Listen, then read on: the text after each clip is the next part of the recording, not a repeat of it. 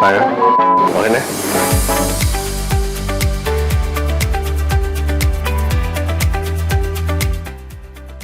Ako po si Major Ronald Vincent Gorson. Isa akong ophthalmologist ng Philippine Air Force. Ang pangunahing kong responsibilidad ay alagaan ang paningin ng mga airman at airwomen natin sa Philippine Air Force to maintain their ocular health, making sure that we are able to accomplish our mission as part of the Philippine Air Force.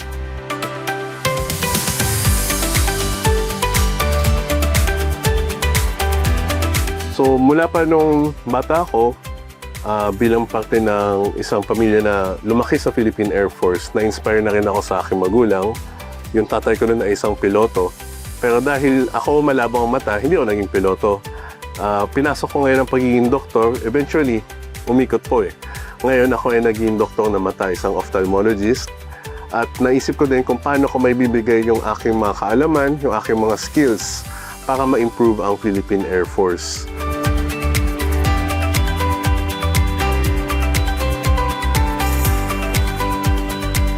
Nakita ko na malaki ang pangangailangan natin para sa isang ophthalmologist. Kailangan natin bigyan ng priority ang ocular health.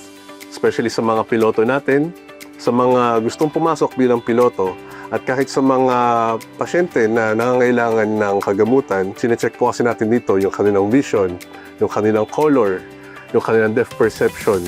Lahat po yan makakatulong para sa ikaunlad ng Philippine Air Force.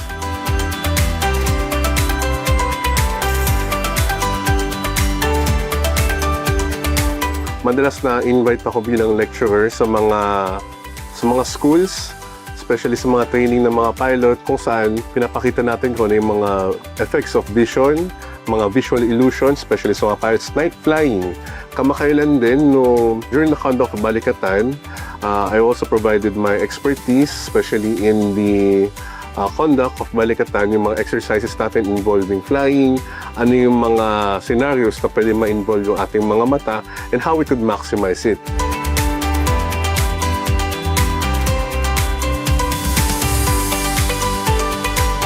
So, in this field, alam naman natin na napaka-importante talaga ng ating mga paningin.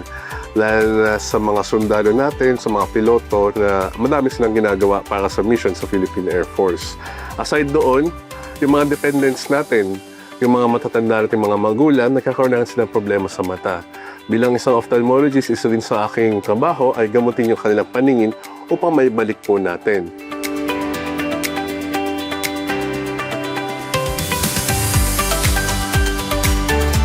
When we say service, mas binibigyan natin ng priority yung ibang tao above our own.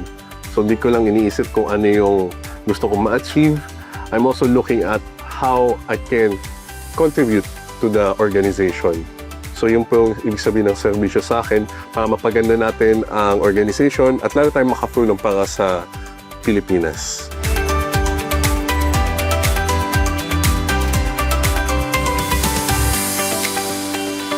Sa aking practice, napansin ko kasi kapag yung paningin ng tao ay naibalik mo, iba yung kasiyahan na ibabalik natin sa kanila. Iba yung tuwa na bumabalik. At pag nakikita ko kung paano sila ka-grateful sa naitulong ko para may balik yung paningin nila, yun yung nag-i-inspire sa akin na ipagpatuloy pa at lalong makatulong ng iba sa ating mga mamamayan.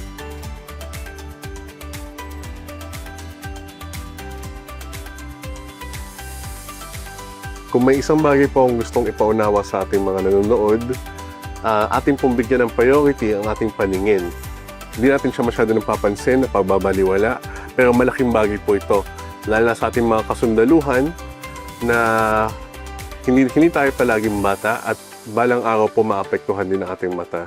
So habang maaga po, ito ay ating ingatan para mas makatulong po tayo sa organization, mas makatulong po tayo sa Philippine Air Force.